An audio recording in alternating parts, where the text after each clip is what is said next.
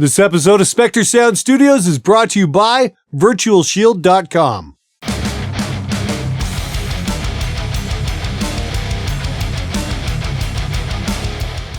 Hey everybody, how's it going? Welcome to episode 120 of SMG Viewers Comments. Hope everyone's going to have a great weekend. Let's get right to it. Glenn, do you think metal should be in the mainstream or do you think it should be more underground? That's a fantastic question. I know some people are real Puritans when it comes to this sort of thing. It should be, metal should always be underground and not, popular by any stretch of the imagination. Here's the thing. I've lived through the 80s and, there were bands like Bon Jovi, which were huge, which were considered metal at the time. They're pretty light compared to, what's out there today. But I mean, you also had your Poisons and your Warrants and, other bands like that I really didn't care for. I wasn't really into the whole pop metal thing, but the great thing about metal is it's a big enough genre. There's room enough for everything. You can have your Poisons and your Warrants, but you can also have, the super heavy death metal stuff, your black metal, all different kinds of metal. That's the great thing about metal is there's something in it for everybody. I watched this video in class and managed to keep a straight face until the Catholic priest joke. Thank you. Hey man, happy to put a smile on your face, and I'd just like to say to everybody out there who's watching my videos during their classes instead of paying attention, good for you! You're actually going to learn something on this show. High school, not so much. Except how to take orders and how to show up for detention. And remember, kids, hey, if your high school teacher is telling you that your marks mean something, no, they don't. In the working world, nobody gives a flying fuck what the hell you did in high school. All they want to know is, did you get a fucking diploma? So next time your teacher starts with that bullshit, tell them, yeah, you know what? Shut the fuck up, buddy. You have no fucking idea what the real world is like, and nobody gives a fuck what you think. Glenn, kind of an odd question, but would you ever consider critiquing some of your subscribers' mixes? It might sound like a waste of time in theory, but I do think some people might benefit from hearing the opinion of someone who has a lot of experience in the mixing world. Cheers from Minnesota. Thanks for asking. That's something I'm going to be working on in the future. It might go to a subscription service where you guys get a set of multi-tracks every month and download them, and then everybody does a mix. We do a critique and kind of do a contest or something like that and see who wins something cool. Might be a lot of fun. That's something I'm putting together right now. It's going to be a little while before it gets fully implemented, but having just released my very first premium lesson, kind of a one-off thing, I definitely want to do more like this because it's very cool. It's a lot of fun, and the fact that I can share some of my knowledge with you guys is freaking amazing. Some asshole who pretended he knew a mass of information on gear at my local music store, not Guitar Center, scoffed at my CAD mic set, saying, "It must not be that good, I've never heard of them." Needless to say, I don't shop there anymore and they went out of business. Oh yes, the comic book guy behind the music store counter. Yeah, that's one reason why retail is failing so much is because of the fucking attitude some of these guys have. I remember, and this is a Guitar Center story actually, back in 2000, I bought my very first high-end preamp, which was the Vintech Neve 1272. And I fucking swear, this really happened. I placed the order, and the kid behind the counter, he was cool, but he had to go to his boss and get approval because it was like a third-party order or something like that. And the guy behind the counter, the boss, looked at the page, looked at me and says, "Neve, what the hell do you need that for?" Just out of pure fucking jealousy. The thing about the CAD mic thing, well, I've never heard of it. Well, so fucking what? Who the fuck is this guy? He works behind the counter in a fucking music shop. He's done absolutely nothing. Well, did this guy even have a name? Like, if you drop his name to anybody, is anybody gonna know who the fuck he is outside of his immediate circle of friends and possibly his local music scene? No? Then his opinion doesn't mean very much. The CAD mics are fucking great. To elaborate a little bit further, so last summer I was at Summer Now and I was talking with an amp manufacturer about one of their lower end models and I wasn't too impressed with it. The guy says, "Well, I think we did really good for, the price." And I'm like, "Well, Joyo did something better with the Zombie for less money. It does one thing, but it does it very well." The guy's no word of a lie. He said to me, "Well, I've never heard of him." And all I can think of is, well, you'd better do your fucking homework or they're going to put you out of business. Hey guys, this episode is sponsored by VirtualShield.com. Virtual Shield is a VPN or virtual private network that keeps your online activity private. Your ISP and third parties will not be able to monitor your activity and sell your data off. You browse the internet anonymously, and Virtual Shield does not keep any logs of your activity. What's more, because your traffic is routed through their secure and encrypted servers, you are no longer subject to region blocks or censorship. Virtual Shield is what I use to access all my favorite streaming services, and it can work for you too, no matter where you're located. VPN technology is hated by the big cable companies because it gives you a real choice.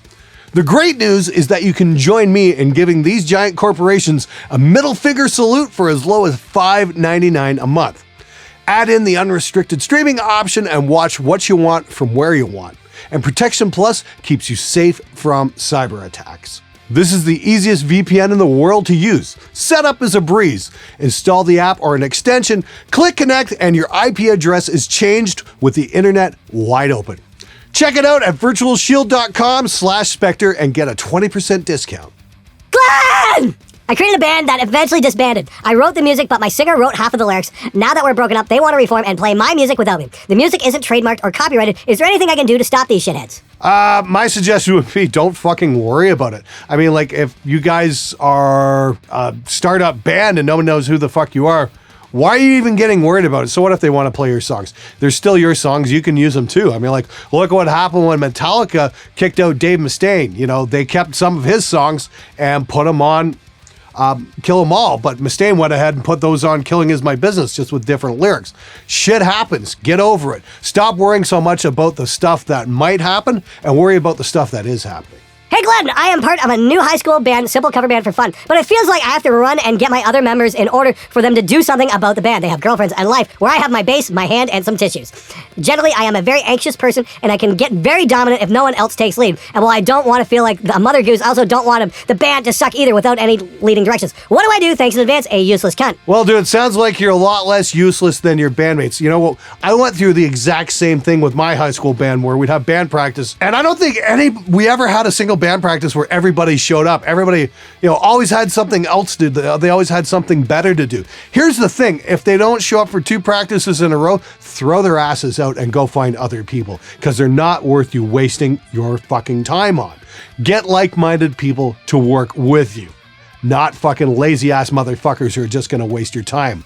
There's a big difference between wanting to be in a band and actually doing a band. If you have to choose between a perfectly mixed album that sucks creatively or a philosophic masterpiece with shitty mixing, which one would you choose? Oh, no question. I will take the shitty mixing any fucking day of the week. You know what? Some of my favorite records have terrible fucking sounding production on them.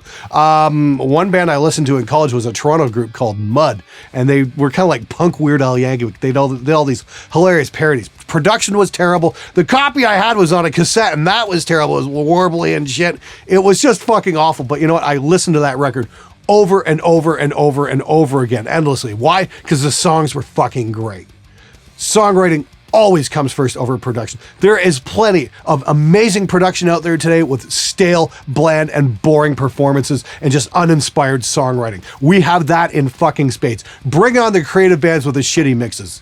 On a similar topic, my roommate decides to take my guitar out while I'm not home and set it up the way he thought it should be in an attempt to make me say he's a good tech, which I've never let him do. I instantly knew that he had done to the intonation was off when I got home, so I move out. I'd rather you finger my old lady than touch my guitar. Tell me who's in the wrong here. There were a lot of other issues here, mass alcoholic and other things, but this was the last straw. Oh yeah, you do not fuck with another man's guitar without his permission.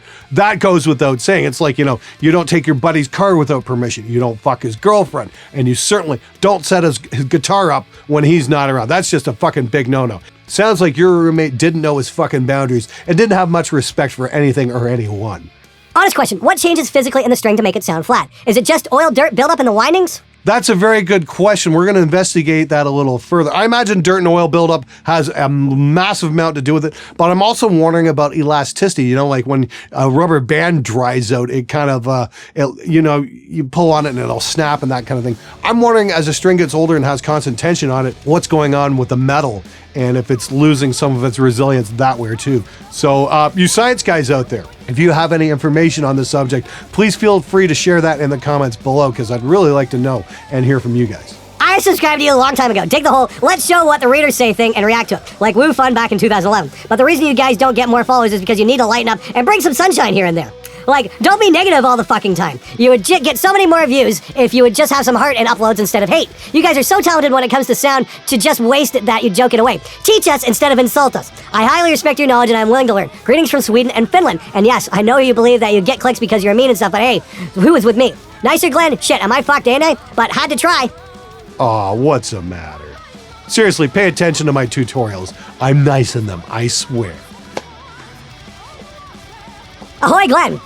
I've been thinking, with many people using impulse responses to model a cab, wouldn't it be possible to do something similar to model pickups? Say you have really muddy sounding pickups, you've recorded a DI. Couldn't you just alter that with some EQ matching before it hits an amp? I can see how it's a different beast to deal with it, but I haven't really seen anyone talk about it. It might be just a stupid idea. Well, I talked to a few of my friends who are in like pickup design and that sort of thing and do some modeling, and they said, cool concept, but the problem is when you change pickups, you actually change the magnetic field and the way how the strings react, so you really can't model that. That's definitely a physical thing. But you can EQ your DI tracks. I've seen that done before to varying degrees of success. So, don't feel like you have to just be stuck with the one tone. But then again, you can only take it so far and it's just not going to work. Trick is to experiment. Hey Glenn, could you do a tutorial on how to optimize latency with an audio interface? I've been having a lot of issues with this ever since I got my Behringer. It's infuriating when I'm trying to record guitar. Cheers and fuck you! Yeah, the only thing is I can probably only do that with a set number of interfaces and on Windows 7 because I'm still not even on Windows 10 and I have no clue when it comes to Mac, unfortunately. So believe me, I've definitely been kicking around the idea of possibly getting my hands on a Mac just so I can learn and do, more wider tutorials for all you guys out there. But then again, I'm hearing, the newer Macs really suck for audio production. A lot of studios aren't using the new Macs because they don't want to have to, change out their interfaces once again. There's that as well. So I don't even know what Behringer interface you've got or your operating system or anything like that. So if you do have specific questions like that, try and give me a little bit more detail and let me know what the hell you're actually using instead of, just broad generalizations because I really can't help any other way. All right, everybody, that's it for this episode. Thank you so much for watching. Don't forget to check out virtualshield.com. I'll see you guys next time. I'm out of here.